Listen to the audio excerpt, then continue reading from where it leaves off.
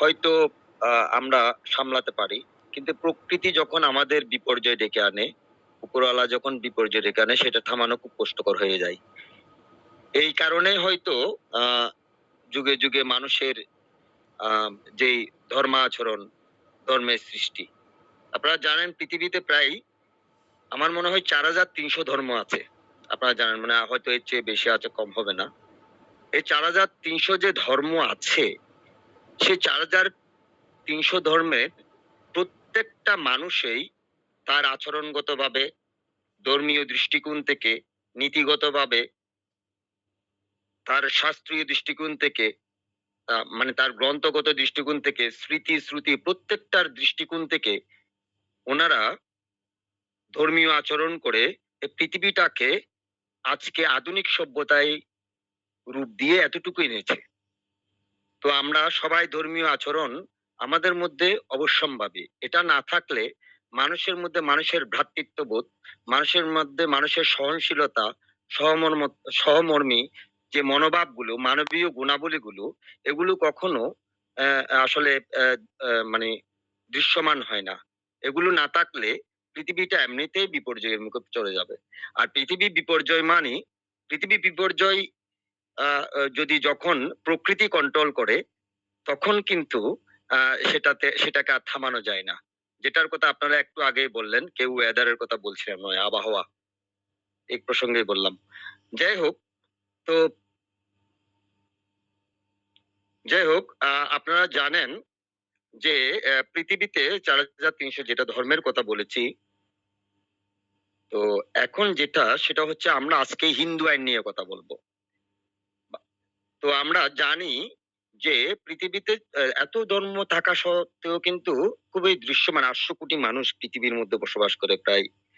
তার মধ্যে আসলে খুব সংখ্যাগরিষ্ঠতার মধ্যে যদি বলি, প্রায় পৃথিবীতে মনে করেন 5-6টা ধর্ম মনে করেন আপনার খুব লক্ষণীয় হয়।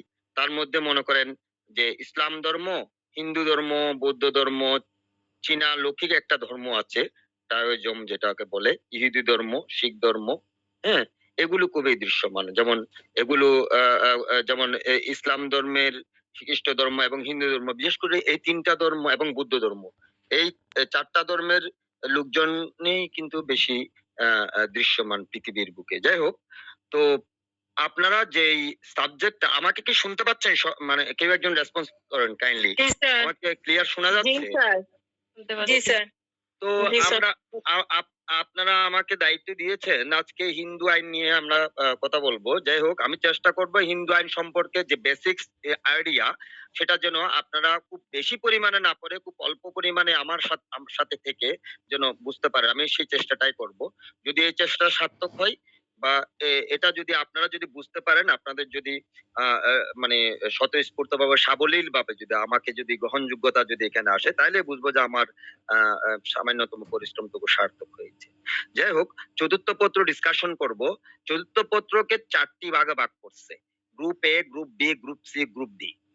100 নম্বরের প্রশ্ন, 5টি প্রশ্ন থাকবে, 5-20-100, 4 ঘন্টার পরীক্ষা হবে। এই সাবজেক্ট কোডটার নাম 504। যাই হোক, গ্রুপে ইকুইটি আইন, এখানে একটি প্রশ্ন উত্তর দিতে হবে দুটির মধ্যে। যেহেতু চতুর্থ পত্র নিয়ে কথা বলছি, হিন্দু আইন তারই একটি পার্ট, তাই পুরোটাই একটু বলে নিচ্ছি। গ্রুপ বি ট্রাস্ট আইন, একটি প্রশ্নের উত্তর দিতে হবে, দুটি প্রশ্ন থাকবে। আচ্ছা, গ্রুপ সি সুনির্দিষ্ট প্রতিকার আইন, একটি প্রশ্নের উত্তর দিতে হবে, দুটি প্রশ্ন থাকবে। কিন্তু গ্রুপ ডি হিন্দু আইন, যেটা আজকের প্রাসঙ্গিক বিষয়, সেটা হিন্দু আইন, দুটি প্রশ্নের উত্তর দিতে হবে 4টির মধ্যে। তো আপনি যখন ওকালতি করতে যাবেন, চেম্বারে বসবেন, তখন যে শুধু আপনার ইসলাম ধর্মের লোক থাকবে তা না। এখানে প্রায় 9%, 8 to 9% মেবি আদার্স রিলিজিয়ন আছেন। তাদের মধ্য থেকে হয়তো কেস আপনাকে ডিল করা লাগতে পারে। So that it's very important to know about Hindu law. আমার মনে হয় পৃথিবীর প্রত্যেকটা আইন সম্বন্ধেই, বিশেষ করে ধর্মীয় আইন সম্বন্ধে জানা থাকলে প্রত্যেকটা মানুষের সাথে বসবাস, যেমন আপনি যখন দেশের উন্নয়নে খ্রিস্টান ধর্মের আইন সম্বন্ধে একটু জানা থাকা দরকার, হ্যাঁ, বুদ্ধ ধর্মের আইনটাও জানা থাকা দরকার, হিন্দু আইন, হ্যাঁ হ্যাঁ, এখানে যেখানে মুসলিমীয় লোক, হিন্দু আছে, মুসলিমও আছেন, তো সবার আইন জানা থাকলে আপনার ডিসিশন দিতে সুবিধা হয়। যাই হোক, তো এখন সেটা হচ্ছে আমরা প্রথম একটা প্রশ্নপত্র দিয়ে শুরু করি।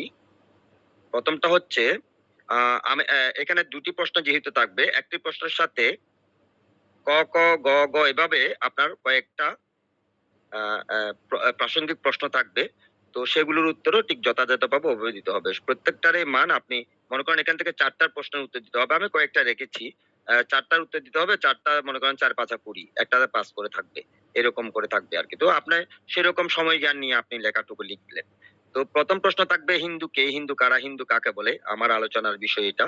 হিন্দু আইন কি? হিন্দু আইনের উৎস হিসেবে প্রথার ভূমিকা নির্ধারণ করো। দায়ভাগ এবং মিতস্করা মতবাদের বৈশিষ্ট্যগুলি কি? এদের মধ্যে পার্থক্য আলোচনা করো। স্ত্রী ধন বলতে কি বুঝো? একজন হিন্দু মহিলার স্ত্রী ধনের উপর কতটুকু অধিকার আছে?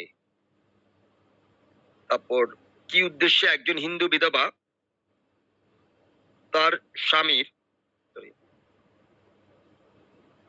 হুম, কি উদ্দেশ্যে একজন হিন্দু বিধবা তার স্বামীর সম্পত্তি চূড়ান্তভাবে হস্তান্তর করতে পারে? প্রথম প্রশ্ন। আচ্ছা, হিন্দু কে বা হিন্দু কারা বা হিন্দু কাকে বলে? আমি প্রাসঙ্গিক কিছু বিষয় বা একটু লম্বা করেই হয়তো এটা দাঁড় করিয়েছি। আপনার একটু দাগ দিয়ে হয়তো এটাকে সংক্ষিপ্ত করে ফেলতে পারবেন। হিন্দুদের আদি বংশধর হিসেবে আর্যদের গণ্য করা হয়। হুম। ঐতিহাসিকভাবে আর্যরা মধ্য এশিয়া থেকে ভারতীয় উপমহাদেশে প্রবেশ করে সিন্ধু নদীর তীরে বসতি স্থাপন করে। আর্য শব্দের অর্থ সম্মানীয়, রেসপেক্টেবল। আর সিন্ধু নদ তাদের কাছে ছিল অত্যন্ত পবিত্র নদ। এই সিন্ধু নদ থেকেই সিন্ধু হয়ে হিন্দু শব্দের উৎপত্তি বলে অনেকে মত দেন। এখানেই গড়ে উঠে আর্য সভ্যতা ও ধর্মীয় জীবনধারা, যা পরবর্তীতে সনাতন ধর্ম বা হিন্দু ধর্ম নামে পরিচিতি পায়। এই প্রেক্ষাপটে হিন্দু আইন মূলত এই ধর্মবিশ্বাস ও প্রথার ধারাবাহিকতায় গড়ে উঠেছে। বাংলাদেশে হিন্দু আইন একটি ধর্মভিত্তিক পারিবারিক আইন ব্যবস্থা, যা কেবলমাত্র হিন্দু ধর্মাবলম্বীদের ব্যক্তিগত ও পারিবারিক বিষয়ে, যেমন বিবাহ, উত্তরাধিকার, দান, দত্তক গ্রহণ প্রভৃতি প্রযোজ্য। এই আইনের প্রয়োগের জন্য সর্বপ্রথম নির্ধারণ করতে হয় কে হিন্দু। হিন্দু কে, হিন্দু কাকে বলে? বর্তমান হিন্দু আইন অনুযায়ী হিন্দু হলো, এটা বর্তমান আইন অনুযায়ী না, আপনি হিন্দু হলো এটা লিখতে পারেন। হ্যাঁ, জন্মসূত্রে হিন্দু ধর্মাবলম্বী ব্যক্তি। আচ্ছা, হিন্দু আইন অনুযায়ী হিন্দু হলো এটাও বলতে পারেন। জন্মসূত্রে হিন্দু ধর্মাবলম্বী ব্যক্তি, জন্মসূত্রে যে ব্যক্তি, কারণ তাকে তো একটা আইনের আওতায় ফেলতে হবে। হিন্দু আইন অনুযায়ী হিন্দুকে নির্ধারণ করতে হলে তাকে যে হিন্দু একজন বিচার নিয়ে আসলো আপনার কাছে, কিন্তু উনি হিন্দু কিনা এটাই তো ডিফাইন করতে হবে প্রথমে। তাইলে হিন্দু আপনি কিভাবে নির্ধারণ করবেন? জন্মসূত্রে হিন্দু ধর্মাবলম্বী ব্যক্তি হতে হবে। যে ব্যক্তি জন্মসূত্রে হিন্দু পরিবারে জন্মগ্রহণ করেছেন এবং হিন্দু রীতিনীতি ও ধর্মবিশ্বাস পালন করেন, তিনি হিন্দু হিসেবে গণ্য হবেন। হিন্দু ধর্মের শাখা বা সম্প্রদায়ভুক্ত অনুসারী হতে হবে। যেমন যারা বৈদিক, বৈষ্ণব, শৈব, শাক্ত, স্মার্ত ইত্যাদি মতবাদের অনুসারী, তাদের হিন্দু হিসেবে গণ্য করা হয়। বৈদিক মানে হচ্ছে যারা বেদের অনুশাসন চলেন। বৈষ্ণব এরা আবার বেদের অনুশাসনে চলেন না। শ্রী চৈতন্য মহাপ্রভু যেই ভাবধারায় চলতেন। শৈব, শাক্ত, স্মার্ত এগুলি এক একটা মতবাদ। সুতরাং হিন্দুদের সবাই যে একই দ্বারাই চলে কিন্তু তা না। এক একটা এক এক ধর্মে এক এক দেবতায় বিশ্বাসী। হ্যাঁ, সুতরাং এটাকেই সম্প্রদায়ভুক্ত বলছে আর কি। হিন্দু ধর্মে ধর্মান্তরিত ব্যক্তি, হিন্দু ধর্মে ধর্মান্তরিত ব্যক্তি যে ব্যক্তি অন্য ধর্ম থেকে স্বেচ্ছায় হিন্দু ধর্ম গ্রহণ করেন এবং হিন্দু সমাজে গ্রহণযোগ্য হন, তাকেই হিন্দু হিসেবে গণ্য করা হয়। হিন্দু আইন অনুযায়ী শাসিত সম্প্রদায়, যে সকল সম্প্রদায় ঐতিহ্যগতভাবে হিন্দু আইন দ্বারা শাসিত হয়ে আসছে, তাদের সদস্যগণ হিন্দু হিসেবে গণ্য হন। বৌদ্ধ, জৈন ও শিখগণ। বৌদ্ধ, জৈন ও শিখ ধর্মাবলম্বীদের ক্ষেত্রে যদিও বাংলাদেশে সরাসরি হিন্দু ম্যারেজ অ্যাক্ট 1955 প্রযোজ্য নয়, তবুও ভারতীয় রেফারেন্স হিসেবে এটি অনুযায়ী বৌদ্ধ, জৈন ও শিখ ধর্মাবলম্বীদেরও হিন্দু আইনের অধীনে গণ্য করা হয়। আচ্ছা, এখানে যদিও হিন্দু ম্যারেজ অ্যাক্ট 1955 এর কথা বলা আছে, বাংলাদেশে কয়েকটা আইন আমাদের আসলে খেয়াল রাখতে হবে। যেমন হিন্দু প্রাসঙ্গিক একটু কথা বলছি আর কি, এখানে না। যেমন হিন্দু বিধবা এবং পুনর্বিবাহ বিবাহ আইন, তারপরে বাল্য বিবাহ বিরোধ আইন, বাল্য বিবাহ বিরোধ বিধিমালা, হিন্দু বিবাহ নিবন্ধন আইন 2012 যেটা, হিন্দু বিবাহ নিবন্ধন বিধিমালা 2013 যেটা, তারপরে হিন্দু ধর্মীয় কল্যাণ ট্রাস্ট আইন 2018 যেটা, এগুলি সম্বন্ধেও হিন্দু আইন সম্বন্ধে যখন পড়তে যাবেন এগুলি সম্বন্ধে কিছু ধারণা থাকতে হবে। আচ্ছা, যেটা বলছিলাম বৌদ্ধ যৌন শিখগণ, বৌদ্ধ যৌন এবং শিখ ধর্মাবলম্বীদের ক্ষেত্রে যদিও বাংলাদেশে সরাসরি হিন্দু ম্যারেজ অ্যাক্ট 1955 প্রয়োজন হয়, তবুও ভারতীয় রেফারেন্স হিসেবে এটি অনুযায়ী বৌদ্ধ যৌন এবং শিখ ধর্মাবলম্বীদেরও এই হিন্দু আইনের অধীন গণ্য করা হয়। অনেক সময় বৌদ্ধ ধর্মের বা যৌন বা শিখ ধর্মের কিছু সিদ্ধান্তের ব্যাপারে হিন্দু আইনে অনুযায়ী কিন্তু সিদ্ধান্তগুলো সমাধান করা হয়। আচ্ছা, একটা সংজ্ঞা আনলাম। Hindu is a person who accepts the Hindu way of life, who regards the Vedas as the highest authority and whose life is governed by the principles of dharma. Justice B.K. Mukherjee, Supreme Court of India, in the case of Shastri versus Maldas Buddhardas Bosho, 1966 AIR 1119, Bangla অনুবাদ হচ্ছে হিন্দু হলেন সেই ব্যক্তি যিনি হিন্দু জীবন চর্চার পথ অনুসরণ করেন, বেদকে আচ্ছা আচ্ছা যেটা বলছিলাম,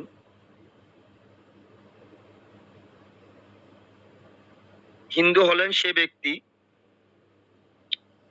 যিনি হিন্দু জীবনযাত্রার পথ অনুসরণ করেন, বেদকে সর্বোচ্চ কর্তৃত্ব হিসেবে মানেন এবং ধর্মনীতির ভিত্তিতে জীবন যাপন করেন। বিচারপতি বিকে মুখার্জি। ওই ইংরেজিটার হুবহু বাংলা ভার্সন কিছুটা।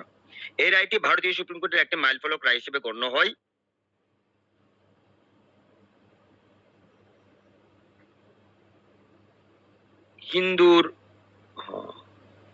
হিন্দুর সংজ্ঞা নির্ধারণের সবচেয়ে বহুল আলোচিত এই আইনি ব্যক্তি সম্পৃক্ত উদ্ধৃতি হিসেবে বিবেচিত হয়, যা বাংলাদেশেও বিচারিক ব্যাখ্যার ক্ষেত্রে প্রাসঙ্গিক হতে পারে।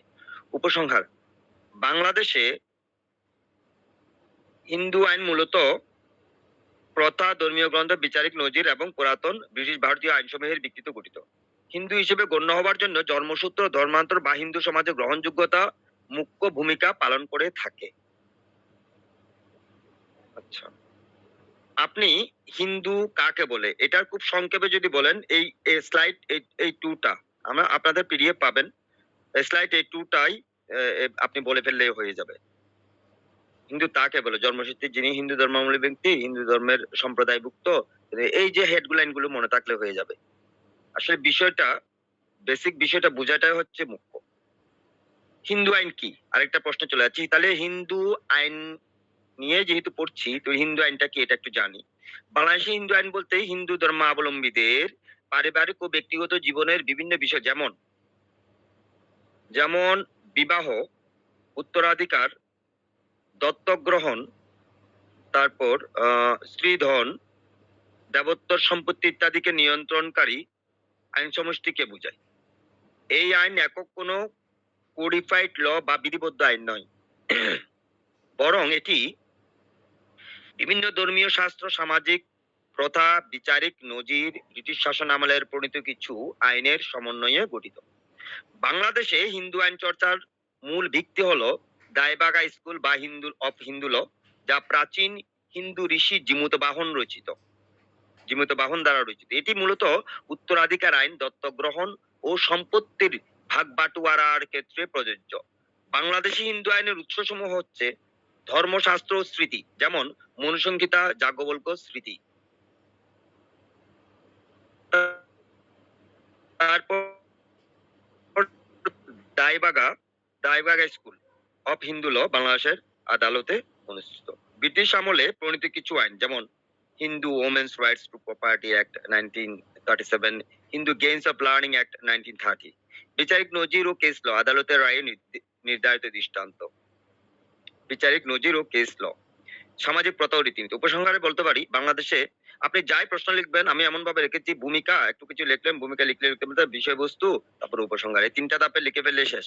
এটি বহু শতাব্দীর ধর্মীয়, সামাজিক ও আইনগত ঐতিহ্যের সম্মিলন। ব্যক্তিগত জীবনে হিন্দুদের পারিবারিক সম্পর্কে নিয়ন্ত্রণে এই আইনের প্রভাব এখনো বিদ্যমান। আচ্ছা, এখানে ধর্মশাস্ত্র বলতে একটা কথা বলা আছে। হিন্দু ধর্মে একটু প্রাসঙ্গিক একটু বলছি আর কি।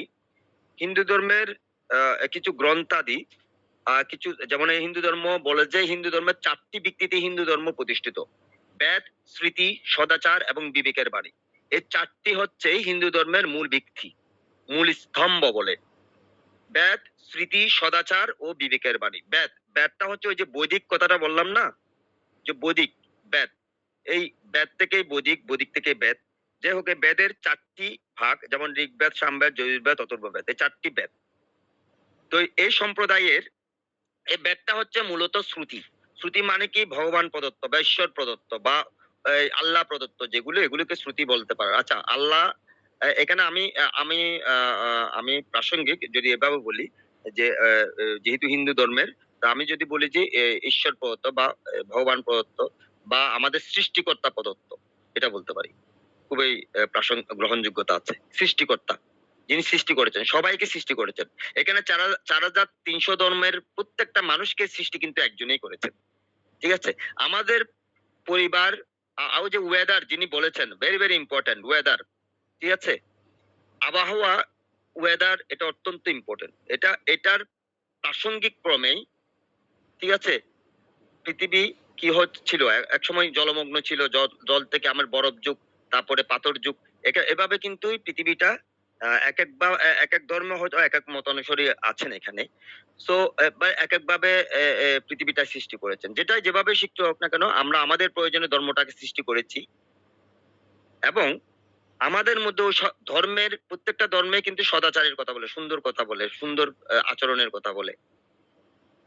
তো ওই আচরণ গুলো যদি আমাদের মধ্যে যদি বহিঃপ্রকাশ ঘটিয়ে যদি আমরা চলতে পারি, তো আমরা মনে হয় আমাদের এখানে গ্রহণযোগ্যতা অনেক থাকবে। আর যাই হোক, আমি ধর্মীয় গ্রন্থের কথা বলছিলাম। তো এখানে যেটা বলছিলাম যে হিন্দু ধর্ম 4টি স্তম্ভের উপর গঠিত, যেমন বেদ, স্মৃতি, সদাচার, বিবেকের বাণী।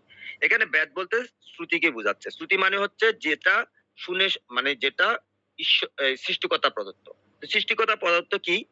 বেদ, বেদাঙ্গ এবং উপনিষদ, এগুলো হচ্ছে সৃষ্টিকর্তা প্রদত্ত। এগুলিকে আপনি শ্রুতি বলতে পারবেন, ঈশ্বর প্রদত্ত যেটাকে বলা হয়। তো বেদটা হচ্ছে কি?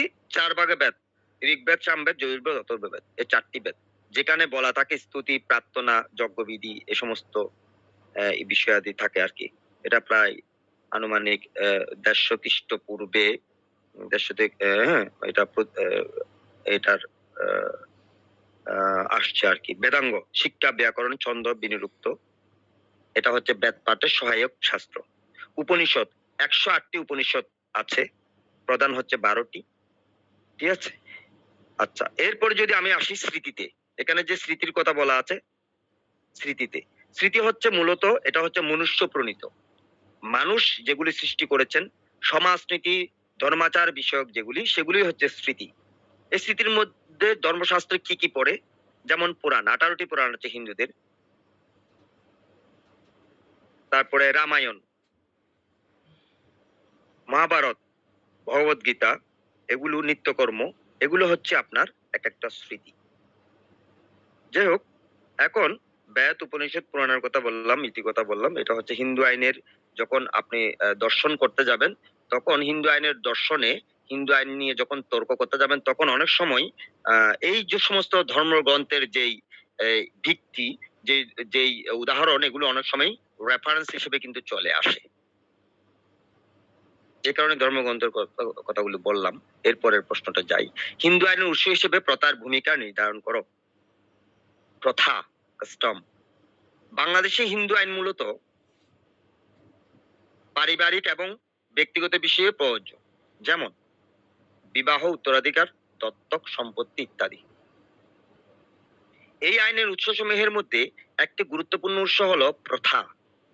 প্রথা বহু প্রাচীনকাল থেকে হিন্দু সমাজে প্রচলিত নীতি ও রীতিনীতির ভিত্তিতে গঠিত এক সামাজিক ও ধর্মীয় আচরণ বিধি। হিন্দু আইনের উৎসসমূহ, হিন্দু আইনের প্রধান উৎসগুলো হলো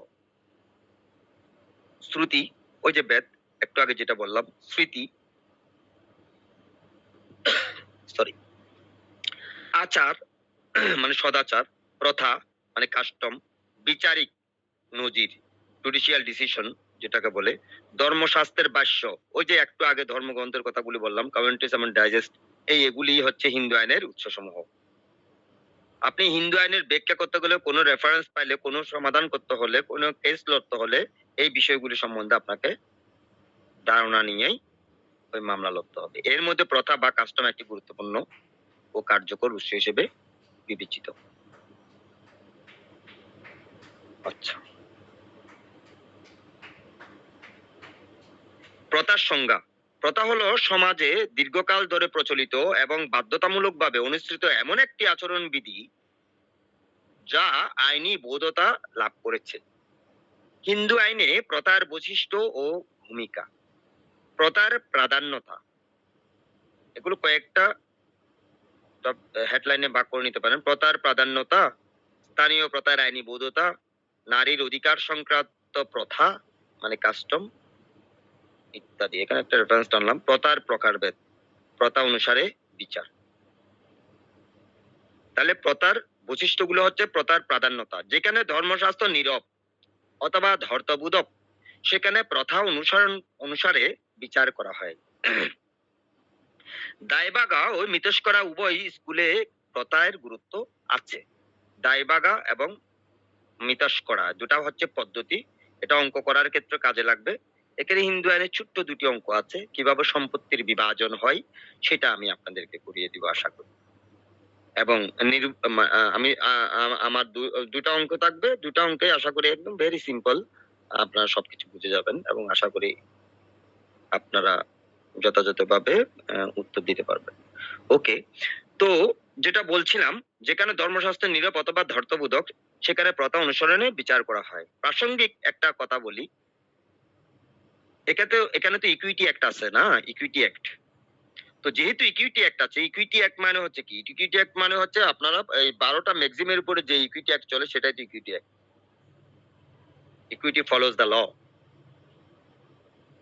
তো ইকুইটি ইকুইটি অ্যাক্টে একটা কথা বলা আছে, আপনি অনেকগুলো আইনের ক্ষেত্রে যখন আপনি সমাধান দিতে পারবেন না, তখন ইকুইটি অ্যাক্টের মাধ্যমে আমরা বিচার বিবেচনা বিশ্লেষণ, বাদী বিবাদী দুজনকে ডেকে আমরা সমাধান করে থাকি। এটাই ইকুইটি অ্যাক্টের ওই যে 12টা ম্যাক্সিম যেটা আছে সেটারই কিন্তু এটার প্রতিফলন। সো দ্যাট এখানেও হিন্দু আইনে বলা হচ্ছে প্রথার প্রাধান্যতা, অর্থাৎ আপনার আইন যখন সাপোর্ট করবে না, অনেকগুলো আইনের কথা বললাম, তো আইন যখন সাপোর্ট করবে তখন কিন্তু ওই যে প্রথা দিয়ে এটাকে সমাধান করা হয়। স্থানীয় প্রথার আইনি বৈধতা, বাংলাদেশে কিছু নির্দিষ্ট অঞ্চলে প্রচলিত হিন্দু রীতিনীতিকে আইনি বৈধতা দেওয়া হয়েছে, যেমন উত্তরাধিকার বা দান পদ্ধতিতে। নারীর অধিকার সংক্রান্ত প্রথা বা কাস্টম, অতীতে প্রথার মাধ্যমে বিধবাদের সম্পত্তির উপর অধিকার, বিবাহ বিচ্ছেদ বা পৃথক বাস ইত্যাদি বিষয়ে বিশেষ সুবিধা প্রদান করা হয়েছে। রেফারেন্স টানলাম একটা, Hindu women's rights to property act 1937। প্রথার প্রকারভেদ, প্রথা সাধারণত দুই প্রকার। কি কি? সাধারণ প্রথা, বিশেষ প্রথা, general customs and special or local customs. সমগ্র হিন্দু সমাজে প্রচলিত সাধারণ প্রথাটা, আর বিশেষ প্রথা নির্দিষ্ট জাতি বা অঞ্চলে প্রচলিত, যেমন বাঙালি হিন্দুদের বিশেষ প্রথা। প্রথা অনুসারে বিচার, বাংলাদেশে আদালত অনেক ক্ষেত্রে কাস্টম অনুসারে বিচার করে থাকে যদি তা আইন বিরোধী না হয়। আচ্ছা, প্রথা কার্যকর হওয়ার শর্তসমূহ। একটি প্রথাকে হিন্দু আইন অনুযায়ী বৈধ হিসেবে গৃহীত হতে হলে নিচের শর্তগুলো পূরণ করতে হয়। যেমন প্রাচীনতা, দীর্ঘদিন ধরে সমাজে প্রচলিত হতে হবে। প্রথা, আপনি যে একটা প্রথার মাধ্যমে যে সমাধান দিবেন, তাহলে সেই প্রথাটা শর্তগুলি কি হতে পারে? প্রাচীনতা, অর্থাৎ দীর্ঘদিন ধরে এটার সমাজে প্রচলিত থাকতে হবে। আর প্রাচীনতা এটা আমাদের একটা, যেমন আমাদের ওই যে বলি না, আমাদের একটা আইন আছে যে তামাদি আইন যেটাকে বলে, ঠিক আছে? তো এটা দীর্ঘদিন ধরে প্রচলিত থাকতে হবে। তামাদি আইনের একটা উদাহরণ আছে, প্রাসঙ্গিক একটা আপনার আইনের যেহেতু একটা বিষয়, তো যে বলে যে একজন লোক ওই মাইক বাজিয়ে প্রতিদিন আপনার এই একটা জায়গায় চায়ের দোকানে প্রতিদিন মাইক বাজায়। একজন ব্যক্তি ক্রুদ্ধ হয়ে ওনার বিরুদ্ধে বিচার ডাকলো, বিচার দিল, মামলা করলো। তো এই মামলায় কিন্তু ওই ব্যক্তি জিততে পারে নাই। ওই মাইক যিনি বাজিয়েছেন তিনি জিতে গেছেন। উনি বিচার দিয়েছেন যে এই ভদ্রলোক আমাকে এই মাইক বাজিয়ে আমার ছেলের পড়াশোনার করতে হয়, আমার আম্মা অসুস্থ, আম্মার এই সমস্যা হয়, হাড়ের সমস্যা হয়। কিন্তু এই ভদ্রলোক নিরবিচ্ছিন্নভাবে মাইক বাজিয়ে যাচ্ছেন। কোনো কথা শোনেন না। আচ্ছা। তো এখন বিচার তার সমাধানটা হচ্ছে এরকম যে এই ভদ্রলোক আজকে প্রায় ২ বৎসর যাবৎ বা ৩ বৎসর যাবৎ প্রতিদিনই এভাবেই মাইক বাজিয়ে আসছেন। তো এভাবে যখন এটা প্রথাগতভাবে, এটা ট্রেডিশনাল ওয়েতে এটা আসলে সমাজের অন্যান্য লোকের সাথে কাছে এটা গ্রহণযোগ্যতা হয়ে গেছে। অর্থাৎ মাইক না বাজাইলে সমাজের লোকের ঘুম হয় না। তাহলে এটাই প্রথা হয়েছে, এটাই ট্রেডিশন হয়ে গেছে। এবং উনি যেটা করতেছেন এটা ঠিক আছে, ওকে, এটার গ্রহণযোগ্যতা আছে। এটা দত্তামাদির উদ্যকাল হইলেও এটা যেহেতু তামাদির উদ্যকাল হয়ে গেছে, তাহলে এটা গ্রহণযোগ্যতা পেয়েছেন। অর্থাৎ ওই ব্যক্তি আর ওই মামলার সমাধান পায়নি। তো প্রাচীনতা, এটাই বলছে প্রাচীনতা দীর্ঘদিন ধরে সমাজে প্রচলিত হতে হবে, ধারাবাহিকতা নিরবিচ্ছিন্নভাবে পালন হতে হবে, যুক্তিসঙ্গত, সমাজে গ্রহণযোগ্য ও যৌক্তিক হতে হবে, আইন বিরোধী নয়, প্রচলিত আইন ও নৈতিকতার পরিবর্তিত হওয়া যাবে না, প্রমাণযোগ্য, প্রথাটি আদালতে প্রমাণ করা সম্ভব হতে হবে। বাংলাদেশের হিন্দু আইনে প্রথার বাস্তব উদাহরণ, ডায়বাক স্কুল অনুসারে কন্যা সন্তান সাধারণত উত্তরাধিকারী নয়, কিন্তু কিছু অঞ্চলে কাস্টম অনুযায়ী কন্যা উত্তরাধিকারী পেয়ে থাকেন। বিধবা বিবাহের প্রথা, হিন্দু উইডোস রিম্যারেজ অ্যাক্ট 1856 এর আগে বিধবা বিবাহ কাস্টম হিসেবে, প্রথা হিসেবে কিছু এলাকায় গ্রহণযোগ্য ছিল না। দত্তক প্রথা, অ্যাডপশন, কিছু হিন্দু পরিবারে দত্তক নেওয়ার প্রথা প্রচলিত আছে যা হিন্দু ধর্ম অনুযায়ী স্বীকৃত। এগুলি সবগুলো প্রথা। উপসংহার, বাংলাদেশে হিন্দু আইন বাস্তবায়নের ক্ষেত্রে প্রথা একটি গুরুত্বপূর্ণ উৎস হিসেবে বিবেচিত। ধর্মগ্রন্থে কোনো নির্দেশনা অনুপস্থিত বা অস্পষ্ট হলে সমাজে প্রচলিত কাস্টম আইনের বিকল্প হয়ে ওঠে, তবে সেই প্রথাকে অবশ্যই যুক্তিযুক্ত, আইনসঙ্গত ও প্রমাণযোগ্য হতে হবে। এই প্রশ্নটি ছিল কি ছিল, হিন্দু আইনের উৎস হিসেবে প্রথার ভূমিকা। শেষ করলাম। আর একটা প্রশ্নে চলে যাই, দায়বাক এবং মিতস্করা মতবাদের বৈশিষ্ট্য। দায়বাক এবং মিতস্করা ভালো করে খেয়াল করবেন, কারণ এগুলো দুইটা যে অঙ্ক করাবো এটার ক্ষেত্রে কাজে লাগবে। আপনাদের কি বুঝতে কোনো সমস্যা হচ্ছে? কেউ একজন একটু রেসপন্স করেন, বা আপনাকে আমাকে শুনতে পাচ্ছেন কিনা আপনারা? না, বুঝতে পারছি। ঠিক আছে। লাউডলি শুনতে পাচ্ছেন তো না? ওকে, ঠিক আছে। যেটা বলছিলাম দায়বাক ও মিতস্করা, এখানে দায়বাক এবং মিতস্করা দুটা মতবাদের কথা বলা আছে, যে মতবাদের মাধ্যমে আপনাকে অনেক সমস্যার সমাধান করতে হবে। সে দায়বাক এবং মিতস্করা কি, ভিতরে যাই। হিন্দু আইন দুটি প্রধান মতবাদ বা স্কুল, মতবাদকে ইংরেজিতে স্কুল বলে, আর স্কুলের মাধ্যমে পরিচালিত হয়। এই দুটি হলো মিতস্করা মতবাদ, দায়বাক মতবাদ। এই দুই মতবাদের মধ্যে পারিবারিক সম্পত্তির মালিকানা, উত্তরাধিকার এবং দত্তক গ্রহণ সংক্রান্ত বিষয়ে মৌলিক পার্থক্য রয়েছে। আমি ভেরি সিম্পল, ভেরি গ্রহণযোগ্যতা যেন থাকে আপনাদের মধ্যে, ওভাবেই কিন্তু আপনাদের প্রশ্ন উত্তরগুলোকে কঠিন ভাবে না করে চলিত রীতিতে দাঁড় করিয়েছি। বাংলাদেশে মূলত দায়বাক মতবাদ অনুসৃত হয়। দায়বাক মতবাদ খেয়াল করবেন, বাংলাদেশে মূলত দায়বাক মতবাদ অনুসৃত হয়। আপনি যখন আইন কেস লড়বেন তখন খেয়াল করবেন মিতস্করা হচ্ছে ভারতে আর দায়বাক হচ্ছে আপনার বাংলাদেশে। কিছু কিছু ক্ষেত্রে অবশ্য মিতস্করাকে আমাদের রেফারেন্স হিসেবে নিতে হয়, কিন্তু সবখানে না। ম্যাক্সিমাম ক্ষেত্রে দায়বাক মতবাদ অনুসারেই সবকিছু সমাধান করা হয়। তো মিতস্করা মতবাদের বৈশিষ্ট্য হলো সহ অধিকার সূত্রে সম্পত্তি লাভ বাই বার্থ, নাম্বার 1। এই মতবাদ অনুযায়ী পুত্র তার পিতার সম্পত্তির সহ মালিক জন্মসূত্রে হয়ে যায়। মিতস্করা যেটা ভারতে অনুসৃত।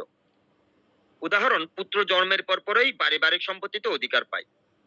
একটা উদাহরণ দিয়ে দিলাম। এখানে দায়ভাগে আমরা কি আমরা আমরা দায়ভাগে কিন্তু পিতার মৃত্যুর পর উত্তরাধিকার সূত্র বলে একটা কথা আছে। উত্তরাধিকার সূত্রে আমরা সম্পত্তির মালিক হয়ে থাকি পিতার মৃত্যুর পরে।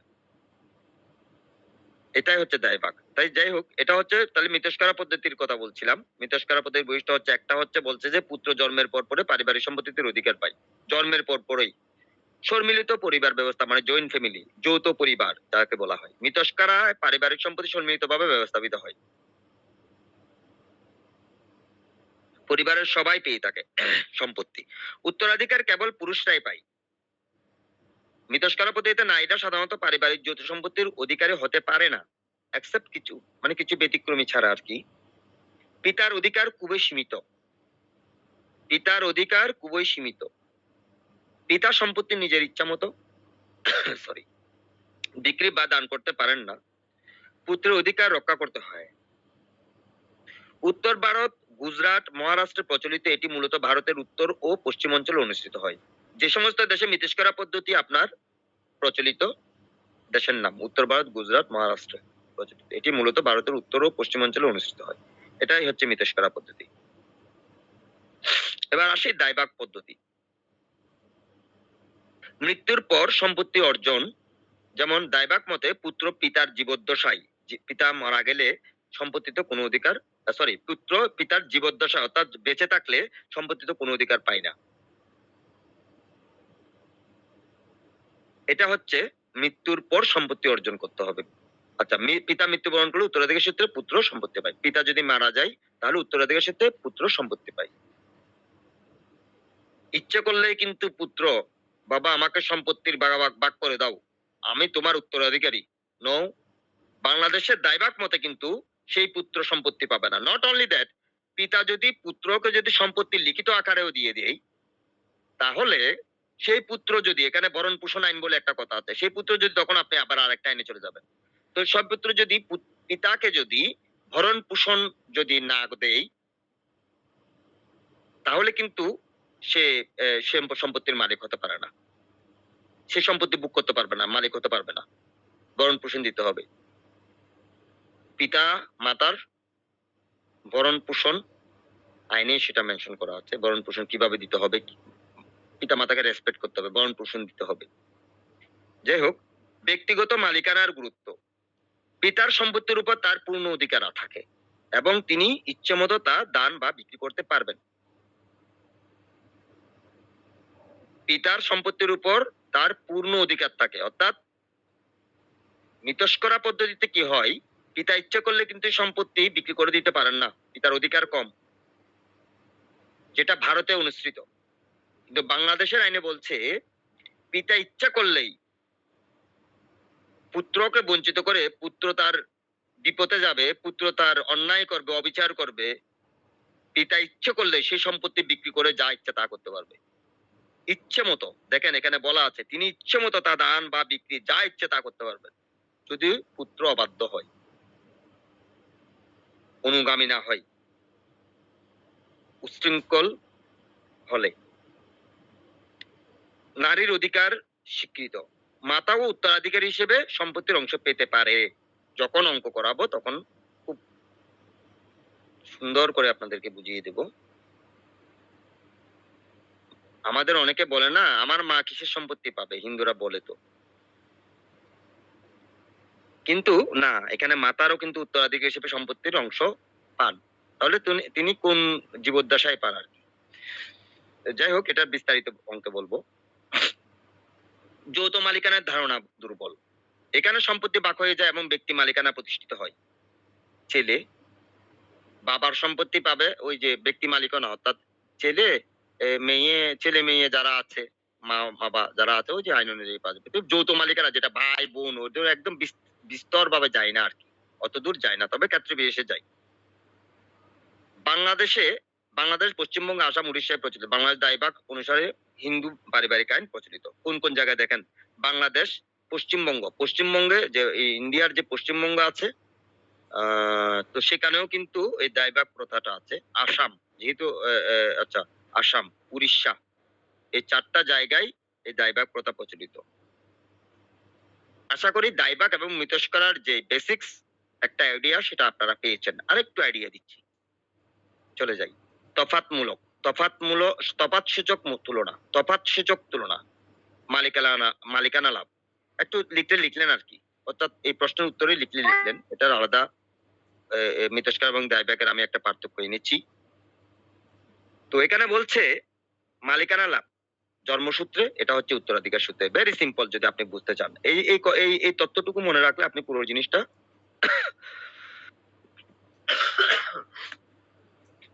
এমনি বুঝতে পারবেন, শুধু এই তথ্যটুকু যদি মনে রাখেন। মালিকানা লাভটা হচ্ছে জন্মসূত্রে। তো এখানে আপনি লিখলেন মালিকানা লাভ, মিতস্করা পদ্ধতিতে জন্মসূত্রে সম্পত্তির মালিকানা লাভ করতে হয়, এটা একটু লিখে দিলেন। তো উত্তরাধিকার সূত্রে একটা শব্দ মনে রাখেন। নারীর অধিকার সীমিত, এখানে তুলনামূলকভাবে দায়ভাগ প্রথায় নারীর অধিকার বেশি। পিতার অধিকার ভেরি সীমিত, এখানে পিতার পূর্ণ অধিকার আছে। ওই যে বললাম, ইচ্ছে মতো বিক্রি করতে পারবে। যৌথ পরিবার জোরালো, যৌথ পরিবারের এখানে যথেষ্ট প্রায়োরিটি আছে, কিন্তু দায়ভাগ প্রথায় ভেরি দুর্বল। বুঝছেন? ছেলে আছে, ছেলেকে আগে ভাগ করে দাও, বউ আছে, বউকে আগে ভাগ করে দাও। বুঝছেন? মাই ফ্যামিলি আওয়ার ফ্যামিলি, এই আর কি। মাই ফ্যামিলি এখানে বেশি প্রযোজ্য, আওয়ার ফ্যামিলি এখানে বেশি প্রযোজ্য। আওয়ার ফ্যামিলি জানেন, মা বাবা ভাই বোন সবাইকে নিয়ে যৌথ ফ্যামিলি, এটাই হচ্ছে আওয়ার ফ্যামিলি, আমাদের পরিবার। আর আমার পরিবার এটা হচ্ছে কি, আমার ছেলে আমার মেয়ে, এটাই হচ্ছে আমার পরিবার। প্রচলন অঞ্চল ভারত, এটা হচ্ছে বাংলাদেশ এবং পশ্চিমবঙ্গ, সংক্ষেপে বললো। আর উপসংহার, হিন্দু আইনের এই দুই স্কুলের মধ্যে মূল পার্থক্য হলো সম্পত্তিতে অধিকারের সময় ও ধরন। বাংলাদেশে দায়ভাগ মতবাদ অনুসারে হিন্দু উত্তরাধিকার আইন চালু আছে, যা নারী ও পুরুষ উভয়ের উত্তরাধিকারকে কিছুটা স্বীকৃতি দেয়।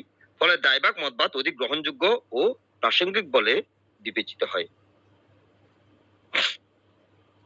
এবার আমরা আরেকটি প্রশ্নের উত্তরে চলে যাই, সেটা হচ্ছে দায়ভাগ ও মিতস্করা মতবাদের পার্থক্য। ভূমিকা, হিন্দু পারিবারিক আইন ভারতীয় উপমহাদেশে দুটি প্রধান মতবাদের ভিত্তিতে পরিচালিত হয়, মিতস্করা এবং দায়ভাগ। এই দুই স্কুলের মধ্যে পারিবারিক সম্পত্তির মালিকানা, উত্তরাধিকার ও নারী অধিকার বিষয়ে মৌলিক পার্থক্য রয়েছে। বাংলাদেশে মূলত দায়ভাগ স্কুল অনুষ্ঠিত হয়। পার্থক্য যাই, দায়ভাগ ও মিতস্করা মতবাদের মধ্যে পার্থক্য। বিষয়, সম্পত্তি অধিকারে লাভের সময় মুখস্থ করে ফেলবেন।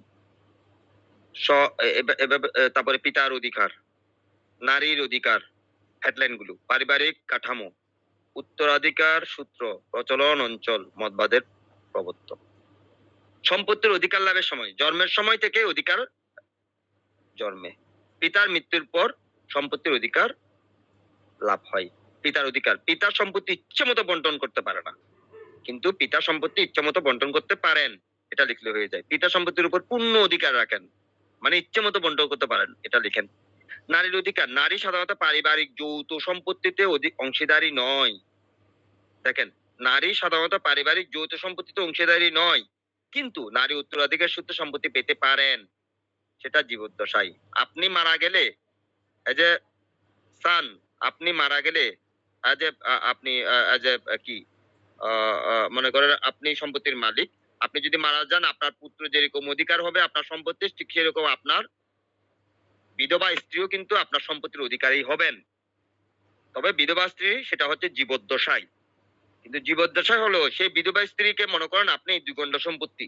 একটু করে অঙ্ক করে ফেলি এখানে, একটা ছেলে একটা ওয়াইফ, তখন এই অঙ্ক করাই ফেলতেছি, কিন্তু একটা ছেলে একটা বউ রেখে মারা গেছেন, তাহলে 2 ঘন্টা সম্পত্তি। এই 2 ঘন্টার মধ্যে 1 ঘন্টা পাবে ছেলে, 1 ঘন্টা পাবে কি ওয়াইফ উত্তরাধিকার সূত্র হিসেবে। 2 ঘন্টা ছেলে পাবে না। এখন সেই ছেলে যতদিন পর্যন্ত মায়ের ভরণ পোষণ চালিয়ে যাবে ভালো করে, কোন রকমের চিকিৎসা যা আছে সবকিছু করে যাবে। যদি ব্যতিক্রম হয়, মা ইচ্ছা করলে সেই সম্পত্তি 1 ঘন্টা বিক্রি করে দিয়ে তার আদালতে উপস্থিত হয়ে ম্যাজিস্ট্রেটের কাছে বিক্রি করে দিয়ে সে হিস্সা নিয়ে সে বের হয়ে যাবে। ছেলে তার ভরণ পোষণ দিচ্ছে না, কি করবে? মাকে খাবার দিচ্ছে না, ঠিক আছে, সে বের করে দিতে পারবে। কিন্তু না, এখানে উত্তরাধিকার সূত্রে বলা আছে যে জীবদ্দশায়, অর্থাৎ উনি বেঁচে থাকা পর্যন্ত, যতক্ষণ পর্যন্ত বেঁচে থাকবেন ততক্ষণ পর্যন্ত মা সম্পত্তি পাবেন। ছেলে উনাকে পূর্ণাঙ্গ ভাবে সুবিধা দিচ্ছেন, চিকিৎসা করছেন, ভরণ পোষণ করছেন, সবকিছু দিচ্ছেন পূর্ণাঙ্গ ভাবে। মা এই সম্পত্তি বিক্রি করতে পারবেন না সেক্ষেত্রে। এবং মা কি করবেন? মায়ের মা যখন মারা যাবেন তখন অটোমেটিক্যালি সেই 1 ঘন্টার সম্পত্তি তার পুত্রের কাছে চলে যাবে। তার যে একটা পুত্র, তার মানে পরবর্তীতে মায়ের জীবদ্দশায় সে 2 ঘন্টা সম্পত্তির মালিক হবে। এটা হচ্ছে উত্তরাধিকার সূত্র, দায়ভাগ নীতি। পারিবারিক কাঠামো, যৌথ পরিবার প্রাধান্য পায়, ব্যক্তিগত মালিকানা ও পৃথক সম্পত্তি প্রাধান্য পায়। উত্তরাধিকার সূত্র কপার সেনারি ব্যবস্থায় ভাগ হয়, মানে যৌথভাবে ভাগ হয় আর কি। উত্তরাধিকার আইন অনুসারে সম্পত্তি ভাগ হয়। প্রচলন অঞ্চল, ভারতবর্ষের অধিকাংশ অঞ্চল উত্তর, পশ্চিম ও দক্ষিণ, বাংলাদেশ, পশ্চিমবঙ্গ এবং আসাম, উড়িষ্যায় এটা প্রচলন। মতবাদের প্রবর্তক, যিনি প্রবর্তন করেছেন এই আইন, মিতস্করা পদ্ধতির প্রবর্তক হচ্ছে বিজ্ঞানেশ্বর এবং দায়ভাগ পদ্ধতির আবিষ্কারক হচ্ছেন জিমুতা বাহন। আশা করি আপনারা হিন্দু আইনের এই কয়েকটা প্রশ্ন বা প্রশ্নের উত্তর মানে হৃদয়ঙ্গম করতে পেরেছেন। আপনারা যদি একটু বুঝে শুনে পড়েন। এখানে একটু জিজ্ঞেস করতাম স্যার, এই যে 3 নম্বরে বলছে যে নারীর অধিকার, এখানে নারীর অধিকার বলতে কি মৃত ব্যক্তির স্ত্রীর কথা বলছে? তার মায়ের কথা বলা হয়, নারী বলতে এখানে কি স্ত্রীর কথা বলা হয়?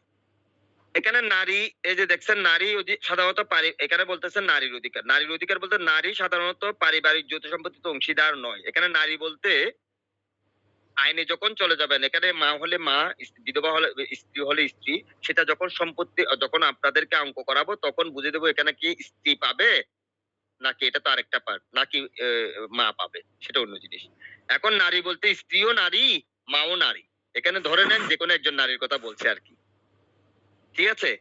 তাহলে এখানে বলছে যে নারীর অধিকার স্যার, এখানে এখানে কন্যা বা বোন এদের কোনো উল্লেখ থাকবে না।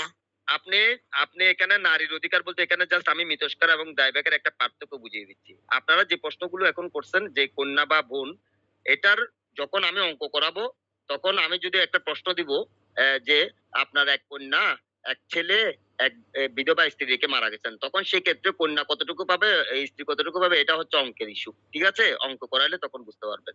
এখানে কিন্তু কন্যা এবং মা কোন ক্ষেত্রে কোন সময় পাবে, কোন জায়গায় গেলে, কোন অবস্থানে গেলে, সেটা হচ্ছে অঙ্কের ইস্যু। এখানে আমরা না আনি নারীর অধিকার। তাহলে নারী সাধারণত পারিবারিক যৌথ সম্পত্তিতে অংশীদারি নয়। অর্থাৎ মিতস্করা পদ্ধতি যেটা, এখানে নারী বলতে সেখানে যাকে বুঝুক না কেন, সেখানে কন্যা বুঝাক, মা বুঝাক, আর বিধবা স্ত্রী বুঝাক, ঠিক আছে? সেখানে মিতস্করা পদ্ধতিতে কেউ প্রাধান্য পায় না, কিন্তু দায়ভাগ পদ্ধতিতে প্রাধান্য পায়।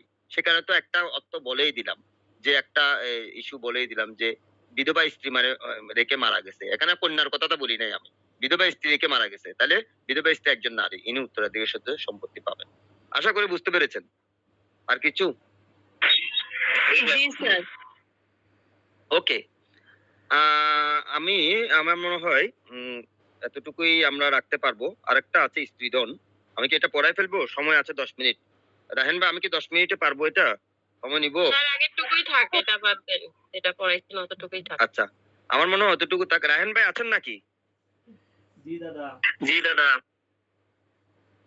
আচ্ছা আচ্ছা, থ্যাংক ইউ। তাহলে আমি আজকে এতটুকুই রাখি। আমরা একটু ফ্ল্যাশব্যাক করি।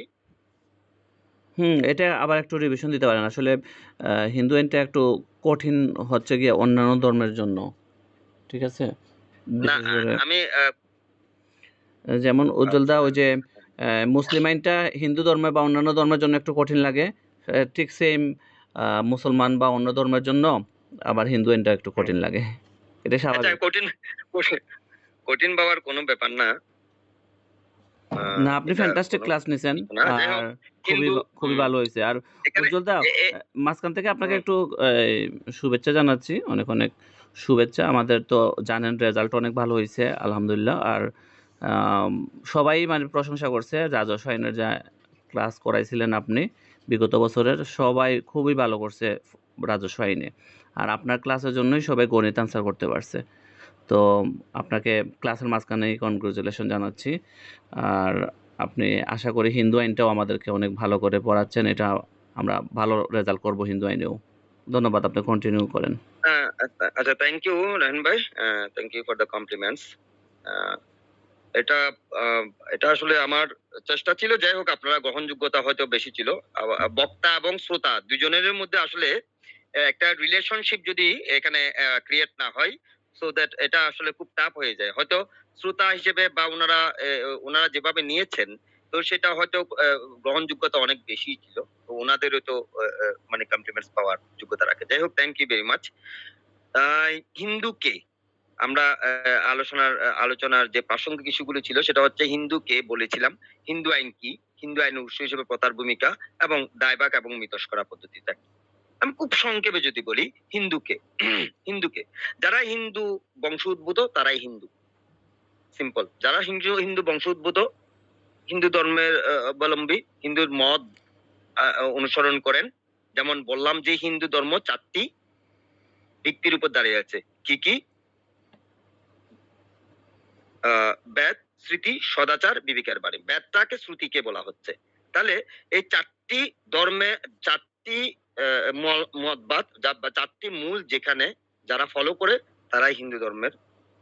এবং কেউ যদি অন্য ধর্ম থেকে এসে যদি হিন্দু ধর্ম গ্রহণ করে, হ্যাঁ, সেটা এখন প্রত্যেকটা ধর্মের প্রতি রেসপেক্ট থেকে বলছি, প্রত্যেকটা ধর্মের মধ্যে অনেক কিছু পাওনা আছে। সে যদি ওই ধর্মটাকে আঁকড়ে ধরতে পারে, এখানে ধর্মান্তরিত হওয়ার কোনো ইস্যুই এখানে নাই। এখন কাউকে মনে করেন এখানে হিন্দু ধর্মের কিন্তু সমাজ প্রথা আছে, সামাজিক ভাবে সে বঞ্চিত, সেই সমাজ তাকে একেবারে উচ্ছেদ করে দিছে। সে বিরক্ত হয়ে সে অন্য ধর্মে, হিন্দু ধর্মের কেউ অন্য ধর্ম গ্রহণ করতে পারে, অন্য ধর্মের কেউ হিন্দু ধর্মে আসতে পারে। তো এই ধরনের যদি কেউ হয়, সে আইনগত ভাবে যদি গ্রহণযোগ্যতা থাকে, সেও সেই ধর্মের অনুসারী। তাহলে এখানে হিন্দুকে এখন আর একটা বিষয়, সেটা হচ্ছে অতি প্রাচীন যেহেতু, সে খ্রিস্টপূর্ব প্রায় 1500 খ্রিস্টপূর্ব আগে সে আপনার সিন্ধু নদীর অববাহিকায় যারা বসবাস স্থাপন করেছেন। তো এখানে বলছে একটা লোক চলে গেছে ইউরোপের দিকে, একটা লোক এদিকে চলে আসছে। তো পারস্যের দিকে চলে আসছে, এদিকে চলে আসছে। তাদের এদিকে এসে আবার এটা দুভাগে ভাগ করা হয়েছে। তো দুভাগে ভাগ করে একটা আপনার সিন্ধু নদীর অববাহিকায় থাকতো। তাহলে মধ্য এশিয়ায় মূলত এদের সৃষ্টি। তো যাই হোক, তো তখন সিন্ধুকে তারা হিন্দু বলে, হিন্দু বলতো পারস্য। তখন হিন্দু, ওখান থেকে হিন্দুত্ববাদ, এবং ওখান থেকে ওরা বসবাস উপযোগী করার জন্য আইনের প্রণয়ন করেছেন। বর্তমানে এখনো পর্যন্ত কিছু আইনের প্রণয়ন এখনো পর্যন্ত হচ্ছে। যেমন আমাদের হিন্দু ধর্মে কিন্তু বিবাহ বিচ্ছেদ নেই, কিন্তু অনেক সময় দেখা যায় যে প্রয়োজনের তাগিদে যে মানুষ তার একটা মানে প্রয়োজনের তাগিদে ম্যাজিস্ট্রেট কোর্টে হাজির হয়ে সে একটা কেস জাহির করতে পারে, যে যেখানে বিচ্ছেদ করতে পারে, মানে সাময়িক বিচ্ছেদ করতে পারে। ঠিক আছে? তো এটা এখনো পর্যন্ত এগুলো মানে যাতে গ্রহণযোগ্যতা থাকে বর্তমান প্রেক্ষাপটে, এগুলো এখনো পর্যন্ত প্রত্যেক ধর্মেই তো আছে। যেমন আমরা বলি না, ধর্মটা একটা হয়েছে, হাদিস তো অনেকগুলোই। ঠিক সেরকম যে আমাদের উপনিষদ, আমাদের যে শ্রুতিগুলি আছে, শ্রুতি মানে হচ্ছে ঈশ্বর প্রদত্ত যেগুলি। তো এখন যেগুলো আমাদের অনুসরণ করি আমরা, যেমন আমরা এত কিছু অনুসরণ করার আমাদের সময় কই। যেমন স্মৃতি, যে আমাদের 18টি পুরাণ পড়ার সময় নাই। 18টি পুরাণ কেউ পড়তে পারবে? বেদ অনেক হিন্দু ধর্মের ঘরে বেদেই নেই। তো সে বেদে পড়ার সময় নাই। তো এখন তারা কি করে, তারা একটা ওই নির্দেশনা মানে তারা মেনে চলে। সেটা কি? গীতার নির্দেশনা, উপনিষদের সার বলে যেটাকে। তাহলে আমি গীতা সংক্ষেপে গীতা পড়ে আমি ইনস্ট্রাকশন গুলি পাচ্ছি, ওখান থেকে আমি সেই প্রতিফলন ঘটাচ্ছি লাইভের মধ্যে। সবচেয়ে বড় কথা হচ্ছে ধারণা হচ্ছে ধর্ম। ধর্মটা হচ্ছে আসলে আপনি ভালো কিছু যা ধারণ করবেন সেটাই হচ্ছে ধর্ম। এটাকে বলে ধারণার ধর্ম। তাহলে হিন্দু আইনটা কি? হিন্দু আইনে অনেকগুলো আইন আছে, বুঝছেন? হিন্দু আইনটা কি আপনার, যেমন এখানে খুব সংক্ষেপে আমি বলেছি, হিন্দু আইনটা হচ্ছে আপনার বিবাহ, উত্তরাধিকার, দত্তক গ্রহণ, স্ত্রীধন, দেবত্ব সম্পত্তি, এই সমস্ত ইত্যাদি বিষয়গুলো সমাধান করার জন্য, এগুলো হচ্ছে একটা আইনের সমষ্টিকে বোঝায় আর কি। তো এগুলো সমাধান করার জন্য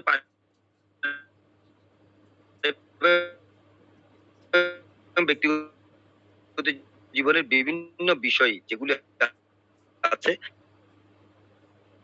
ইত্যাদির সমন্বয়ে যা সমাধান করা হয় তাই হিন্দু আইন।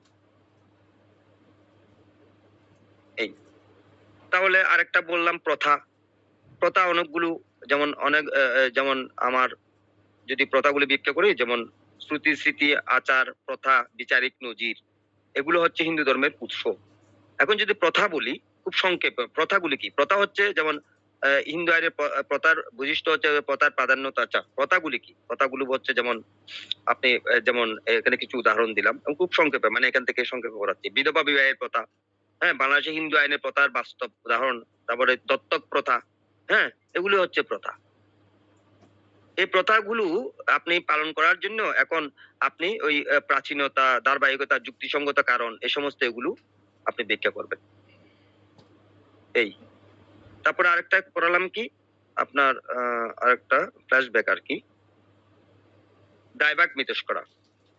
আপনি যাই কিছু হোক না কেন হিন্দু ধর্মে এই দুটা মতবাদের উপরেই হবে, দায়ভাগ আর একটা হচ্ছে মিতস্করা। সম্পত্তির বিভাজনটা কিন্তু এই দুটা মতবাদের উপরে হয়। তাহলে মিতস্করাটা কি? মিতস্করাটা এটা ইন্ডিয়ায় যেমন উত্তর ভারত, গুজরাট এবং মহারাষ্ট্র হয়। সুতরাং মিতস্করাটা আমাদের জন্য নয়, কিন্তু দায়ভাগটা আমাদের জন্য। এখানে মূলত দায়ভাগ আর মিতস্করা পার্থক্যটা পড়লে এখানে পুরো জিনিসটাই আপনার মানে বোধগম্য হবে। যেমন সম্পত্তির অধিকার লাভ, পিতার অধিকার, নারীর অধিকার কি, পারিবারিক কাঠামো কি, উত্তরাধিকার সূত্র কি, প্রচলন অঞ্চল কি, মতবাদের প্রবর্তকটা কি, এগুলি সারাংশ। যাই হোক, আশা করি বুঝতে পেরেছেন। থ্যাংক ইউ ভেরি মাচ সবাইকে, ভালো থাকবেন সবাই। বুঝতে পেরেছেন তো?